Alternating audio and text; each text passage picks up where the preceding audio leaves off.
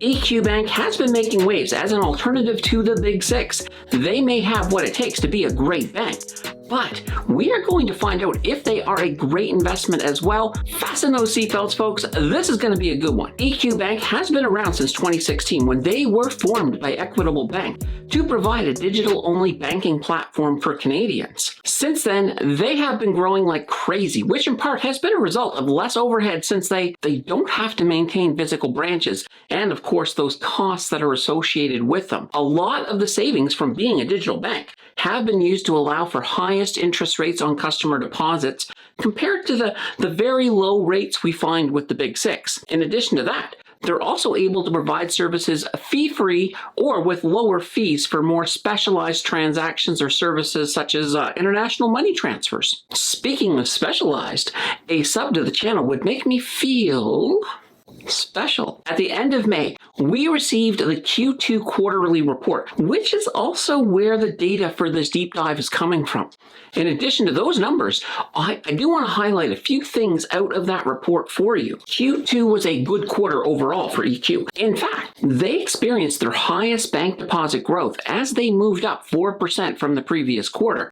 In addition to that, their total number of transactions was up a staggering 153% from just a year ago. Also stated within that report was a couple of core concepts they plan to use to maintain the momentum they currently have. First, they have their sights set on diversification in sources of revenue and funding sources. They believe that this is going to translate into some pretty strong revenue growth. Secondly, they want to keep their return on equity over 15%. You, of course, know I do like that one for sure. If we take a little look at their management, the CEO of EQ Bank, it is a man by the name of Andrew Moore, and he has been with Equitable Bank for just over 17 years. He also holds 1.5% of their shares, so he is certainly motivated to do well. Okay, I think it is time to dive into the numbers. And if there are numbers afoot, our Sherlock Holmes of the data is not that far behind. The one and only Mr. Math. Let's start this number investigation with a little surface data. At the time of recording, their current value is $94.25. They got a nice looking market cap of $3.61 billion. Their beta is coming in at 1.61, and we all know that means they're 1.61 times more volatile than the market average. Their earnings per share, that comes in at 9.31, and their price to earnings ratio come in at 10.12. Now, the average amongst their peers, that comes in at 10.0. Now, if we do look at a couple of those peers, we do have VersaBank with a PE ratio of 8.2 and Canadian Western Bank with a PE ratio of 13.1. Looking at that price to book ratio, that comes in at 1.40. The average amongst their peers, 1.1. Their return on equity, yes, it is above that 15%, 15.10%.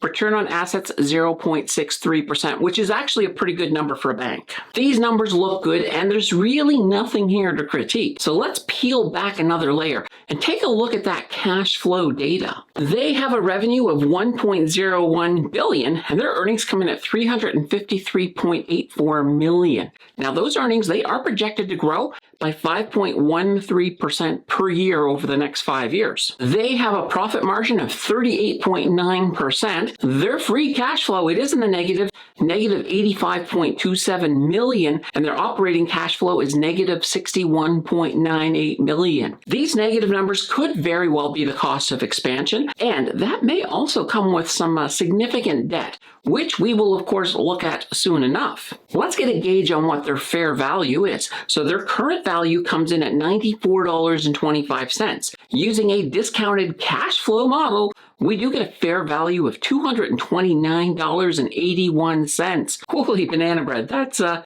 puts them undervalued at 58.8%. Their 1 year projection is $104.44, so that's an increase of 12%. I do think the analysts may be a little on the conservative side with these targets. I kind of have a feeling they could actually exceed that 12%. Okay, let's dive a little deeper and check out their dividends and returns. They currently have a yield of 1.901%. That is a quarterly dividend of 45 cents per share.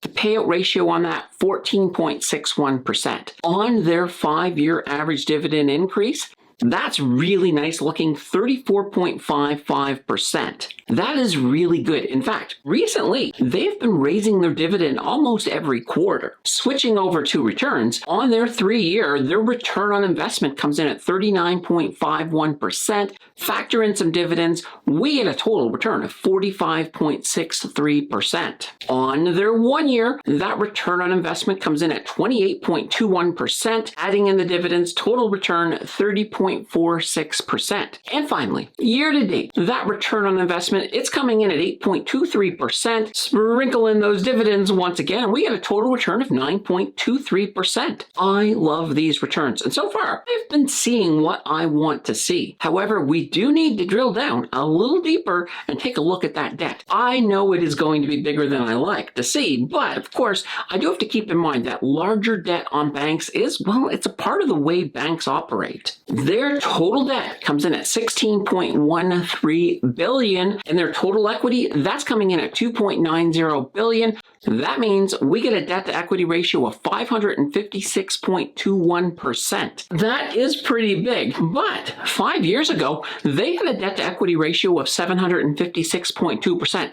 So they have actually made some significant progress towards a healthier debt balance. That's good to see. In addition, their cash and cash equivalents, that is coming in at $1.92 billion. On their short term, they have assets of $2.83 billion and liabilities of $33.62 billion. I don't like the looks of that one, but let's look at that long term. The long term, much better, assets of $50.11 billion and liabilities of $16.47 billion. The debt situation is not ideal, but it does look worse than it actually is. As I said, banks do carry higher levels of debt, so that is very normal for them. So you do have to take that into consideration. For example, Scotiabank has a debt-to-equity ratio of 437%. It also goes without saying that as we move deeper into rate cuts, EQ will benefit big time. They also provide mortgages through their parent company, Equitable Bank. But they are not facing the same massive wave of renewals, which will help them in the short to mid-term. Not to say they're going to get off scot-free with mortgage renewals. It's just simply that the percentage of their business tied up in mortgages is much, much smaller than the big banks. I think we have enough to answer our favorite question. What is my final verdict? I like EQ Bank as a customer, and they are my main bank. Having banked with them, they are constantly trying to improve their services and have been moving in the right direction as far as I'm concerned. As an investor, these are things I like to hear. Happy customers often translates into, well, happy shareholders. I do believe that EQ Bank will continue to do well and will maintain a good total return, even though the struggles of the sector. They are positioned to continue growing and to benefit from rate cuts, which will help keep their ticker moving in the green. This is not the bank stock for passive income investors, as there are better yields for the dividend-focused investors out there. For the total return and growth investors, this is a stock you may very well want to add to your portfolio. We are looking at moderate dividends and steady growth, which can be a great combination for a pretty nice looking total return. In terms of that dividend, if they keep increasing their dividend as they have in the past, things will only look better. If you are interested in EQ Bank, don't forget to put in a whole heaping helping of due diligence before you place any of your hard-earned money on the table. Let's continue that learning journey by checking out this video on bargain stocks. Thank you for watching, and I will see you in the next video.